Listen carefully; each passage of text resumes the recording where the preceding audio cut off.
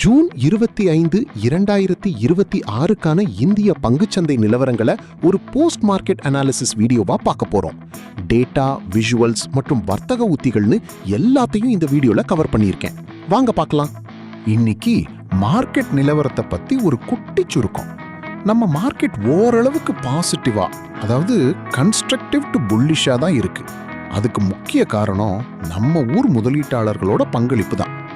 Nifty 24,056லையும் Sensex 77,100.47லையும் முடிஞ்சிருக்கு. இப்போதைக்கு நம்ம ஸ்ட்ராட்டஜி என்னன்னா, மார்க்கெட் சின்னதா கீழே வரும்போதெல்லாம் வாங்கி வைக்கிறது தான், அதாவது பை ஆன் டிப்ஸ். இப்போதைக்கு குளோபல் மார்க்கெட்ல சின்ன குழப்பம் தான் இருக்கு.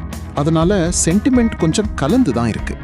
ஆனா நம்ம ஊர் மார்க்கெட்ல வாங்குற ஆர்வம் அதிகமா இருக்கிறதுனால குளோபல் மார்க்கெட் குழப்பத்தை நம்ம மார்க்கெட் ஓரளவுக்கு சமாளிச்சிடுது.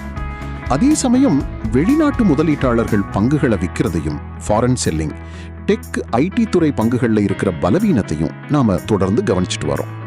இண்டெக்ஸ் லெவல்ஸை பார்த்தோம்னா நிஃப்டி 24,056லையும் சென்செக்ஸ் 77,100.47லையும் முடிஞ்சிருக்கு.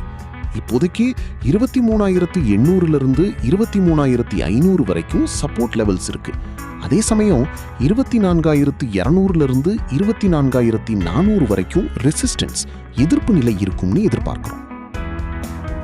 இந்த சார்ட்ல நிஃப்டி 50யோட முக்கியமான லெவல்ஸை காட்டியிருக்கேன். இன்னைக்கு மார்க்கெட்ல நடந்த எல்லா டேட்டா பாயிண்ட்ஸையும் புரிஞ்சுக்க இது உங்களுக்கு ரொம்ப உதவியா இருக்கும்.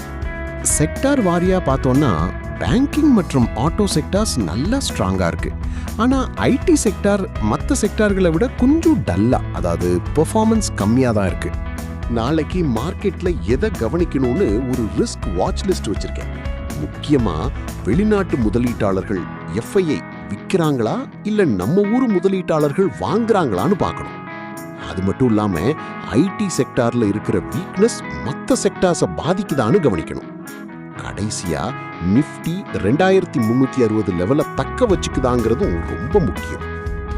செக்டார் வாரியா பார்த்தோம்னா பேங்கிங் மற்றும் ஆட்டோ செக்டார்ஸ் நல்ல மொமெண்டம்ல இருக்கு. அதனால அதுல பாசிட்டிவ் வியூ வச்சிருக்கோம். அப்புறம் எஃப்எம்சிஜி நல்ல டிஃபென்சிவ் ஸ்ட்ரென்த் காட்டுது. ஆனா ஐடி பங்குகள்ல உலகளாவிய டிமாண்ட் கவலைகள் இருக்கிறதுனால அதுல கொஞ்சம் கவனத்தோடயே இருக்கும்.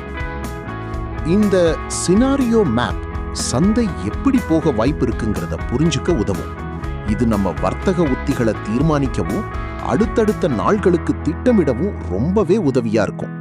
கடைசியா ஒன்னு சொல்லிக்கிறேன். இப்போதைக்கு நம்ம ஸ்ட்ராட்டஜி பை ஆன் டிப்ஸ் தான். மார்க்கெட் சின்னதா கீழே வரும்போதெல்லாம் சப்போர்ட் லெவல்ஸ்ல பார்த்து கவனமா லாங் பொசிஷன் எடுக்கலாம்.